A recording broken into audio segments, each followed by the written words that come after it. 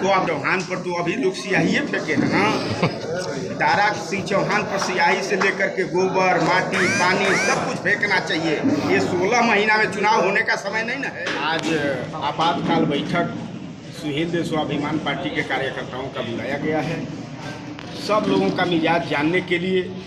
चूँकि हम सुहेल देव स्वाभिमान पार्टी के लोग, नेता कार्यकर्ता और प्रमुख लोग मिल करके अपना प्रत्याशी हम लोगों ने उपचुनाव के लिए तय किया था। घोसी विधानसभा सत्ता के नशे में चूर होकर के सत्ता में बैठे हुए लोग और ख़ास तौर से ओम प्रकाश राजभर, दारा सिंह चौहान, राजभर नौजवानों के मनोबल को तोड़ने के लिए, लोकतंत्र की हत्या कराने के लिए अरविंद कुमार राजभर का लोगों ने पर्चा खारिज किया।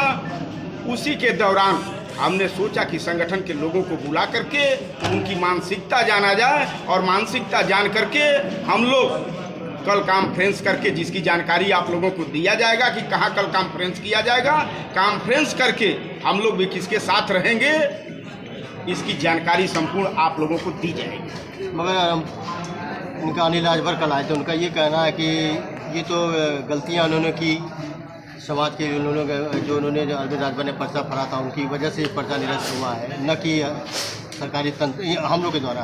देखिए मैं आपको जैसा आप लोगों ने आरोप लगाया है, देखिए मैं आपको बताऊं, शुद्ध रूप से अरविंद राजभर का जब पर्चा भर करके दफ्तर में पुटअप हुआ तभी से अधिकारी परेशान होने लगे। तो आखिरकार अधिकारी के परेशान होने का क्या वजह है? कहीं ना कहीं सत्ता के दम पर, सत्ता के बल पर अधिकारी परेशान होता है।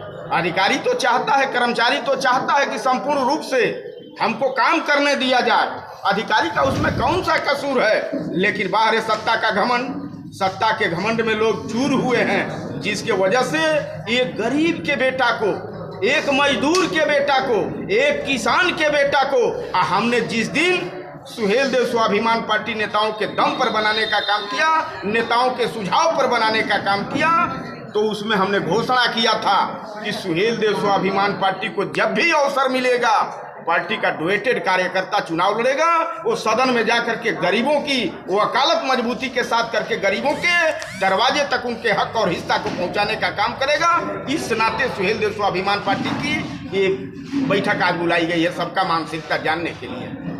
समाज के लोग आपस में, आप लोग राजभर समाज के लोग जुड़ रहे हैं, प्रकाश राजभर उधर आनंद ले रहे हैं, आप इधर आनंद ले रहे हैं, रामजतन राजभर भी अपना वो है, अनिल राजभर भी अपना बैंक बोल रहे हैं। देखिए मैं आपको बताऊं, आपका समाज किधर जाएगा? ओम प्रकाश राजभर सुहेल देव भारतीय समाज पार्टी के बले चल करके नहीं गए होते तो बाबा जी इनको चारा नहीं डालते। जो प्रदेश के महंत हैं बाबा जी, जो देश के प्रधानमंत्री हैं माननीय मोदी जी, घास नहीं डालते। देश के राजनीति में चाणक्य कहे जाने वाले अमित शाह जी इनको घास नहीं डालते।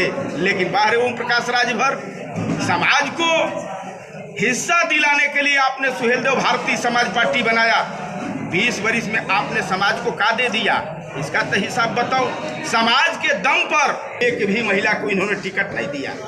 आप देखते होंगे आज जिस समाज के बल पर सुहेल देव भारतीय समाज पार्टी जैसा घर बनाया गया, समाज के एक भी नौजवान को इन्होंने टिकट नहीं दिया। आखिरकार क्यों? भरे मन से घोषणा किया ना कि 50,000 वोट से जीतेंगे ओम प्रकाश राजभर ने। ओम प्रकाश राजभर तो 80 लोकसभा प्रदेश में जीतने की बात कर रहे हैं, अपने बेटा को नहीं जीता पा रहे हैं। 2 बार चुनाव लड़ाए। अब ओम प्रकाश राजभर की कलई खुद, न तो न्याय मिल सकता है, न तो हक, हिस्सा, अधिकार मिल सकता है। ये 100% सत्य हो गया है। तो समाज किधर जाना आपका? हमारा समाज सुहेल देव स्वाभिमान पार्टी के साथ है। आज कार्यकर्ताओं को बुलाया हूँ, इनकी भावना जानने के बाद अपने नेताओं को लेकर के बैठूंगा। नेताओं की जो राय होगी उस पर हम लोग मोहर लगाएंगे। कॉन्फ्रेंस के माध्यम से कल आप लोगों को बुला करके प्रत्याशी किसका हम लोग समर्थन करेंगे, इसकी जानकारी संपूर्ण हम लोग आप तक पहुंचाने का काम करेंगे। कटप्पा कौन है? जब 2017 में महेंद्र राजभर जब चुनाव लड़ रहा था, देश के प्रधानमंत्री माननीय मोदी साहब आ करके यही मऊ रैली में 2 से 2.5 लाख के भीड़ में हम ही जो एक गरीब के बेटा हैं महेंद्र राजभर को उन्होंने कटप्पा का संज्ञा दिया था। और तो आज तो दो नेता का एक तरफ आबरू लड़ रहा है, तो सुहेल देव स्वाभिमान पार्टी के कार्यकर्ताओं का एक तरफ आबरू लड़ रहा है। क्या दिक्कत है? कोई दिक्कत नहीं है। क्या किसी पार्टी को सपोर्ट करेंगे तो क्या मुद्दे रहेंगे? मुद्दा हम जैसे आज के डेट में एक बात ओम प्रकाश राजभर कह रहे हैं कि हम बिना शर्त भारतीय जनता पार्टी से गठबंधन किए हैं। अभी आप लोगों के चैनल पर आकर के डिबेट में ओम प्रकाश राजभर बोले हैं कि सरकार चुनाव जीतने के बाद हम मंत्रिमंडल में चले जाएंगे। अरे भाई, एक तरफ बोल रहे हैं कि बिना शर्त गठबंधन हम भारतीय जनता पार्टी से किया हूं, और दूसरे तरफ बोल रहे हैं कि चुनाव जीतने के बाद हम मंत्रिमंडल में चले जाएंगे। दो मुहैया साफ हैं ओम प्रकाश राजभर। आप लोगों के चैनल पर भी इस बात को कहा करते हैं। वो अपने कहते ही हैं मैं दो मुहैया साफ हूँ। तो आप चौहान पर तो अभी लोग स्याही फेंके हैं ना। दारा सिंह चौहान पर स्याही से लेकर के गोबर, माटी, पानी सब कुछ फेंकना चाहिए। ये 16 महीना में चुनाव होने का समय नहीं ना है। चुनाव से चुनाव का समय 5 वरिष्ठ चुनाव आयोग सरकार ने तय करने का काम किया है। अगर दारा सिंह चौहान को लालच नहीं होता सरकार में जाने के लिए, तो ऑलरेडी यहाँ से विधायक को थे।